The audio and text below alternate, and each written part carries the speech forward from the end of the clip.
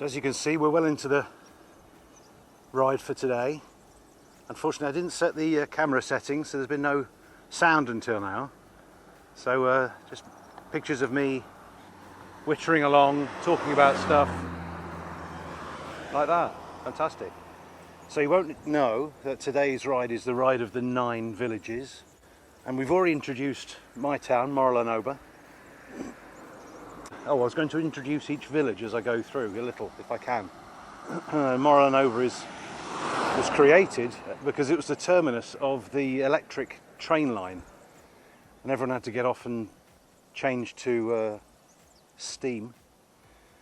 So it's quite a big terminus, really nice old Art Deco terminal building, totally out of character for the rest of the area, which isn't posh. But travellers between Barcelona and Madrid would have to get off in Morlanova, so they wanted a bit of fancy.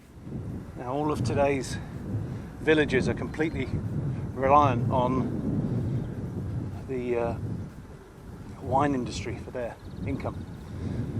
So drink up Dio Montsant and Dio Priorat wines. They are excellent. Priorat's a little pricey, but it's very, very good. Do your bit to help out.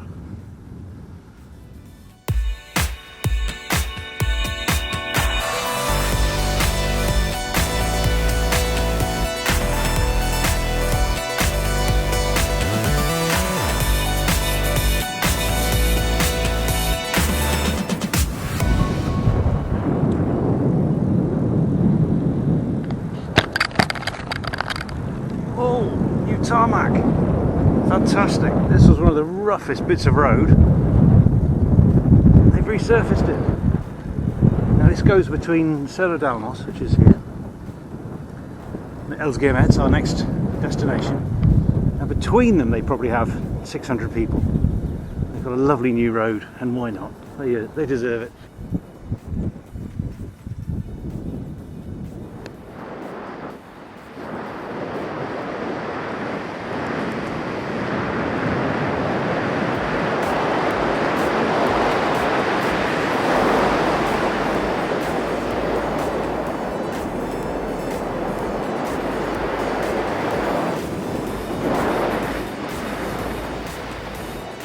The hardest climb of the day comes early on.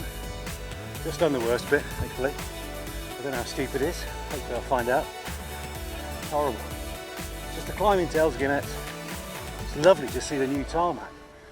It was a farce before. It was gravel and potholes that ended in really a decent road as soon as you hit the next region. So I'm now in the Priorat. Beautiful roads in the Priorat. Crap roads in Ribera d'Ebro where I live. But no more. It's a beauty.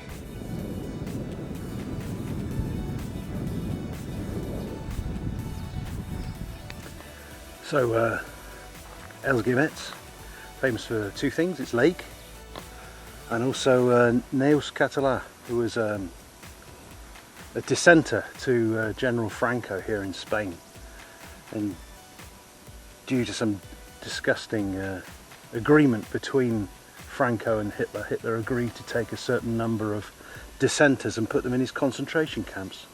So Neus Català went with many hundreds of others to Ravensbrück concentration camp, and she's famous for being the only Spanish survivor.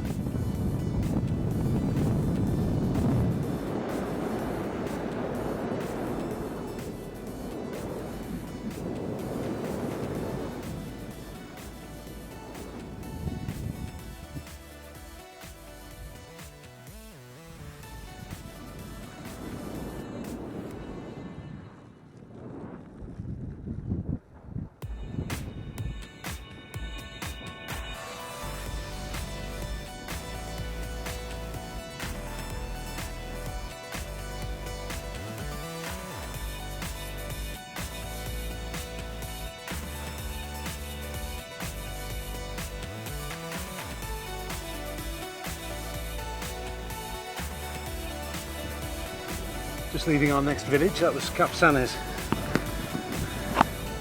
Very lovely. And then he bought a house there. It's right on the edge of this this park. Some fantastic mountains climbing in there. But what I was going to tell you is about Capçane's most famous resident, a chap called El Carrasclet. And he was the charcoal seller of the village, and he became a guerrilla fighting for the Austrian side in the War of the Spanish Succession, which ended in 1714. Now that's an interesting one for Brits, because we ducked out of the fighting in return for Gibraltar, and it's also an important one for the Catalan people, because Britain was supporting Catalunya in the fight.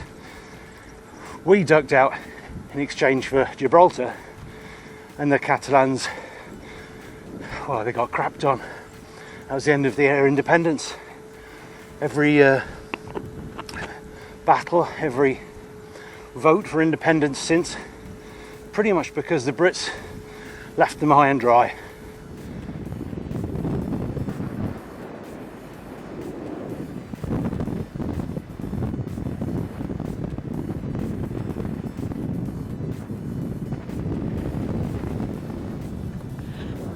The next town, village, El Marroch. This is the back end of it, doesn't it look so pretty? Nice setting. But El Marroch is famous for the cousin of our friend Oscar, who organised a festival to raise funds for a little girl in the village who was dying of cancer and needed experimental drugs. And he organised this wine tasting and food festival. It raised enough in the first year to pay for her meds, and she recovered, which is amazing.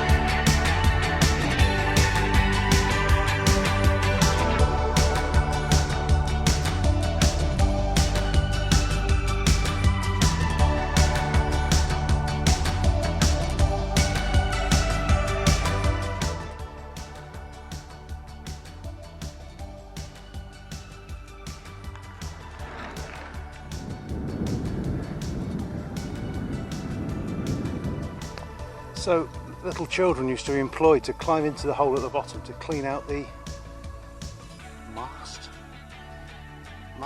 I can't remember, the leftovers from making wine. And they used to get absolutely slaughtered on the fumes. Little boys.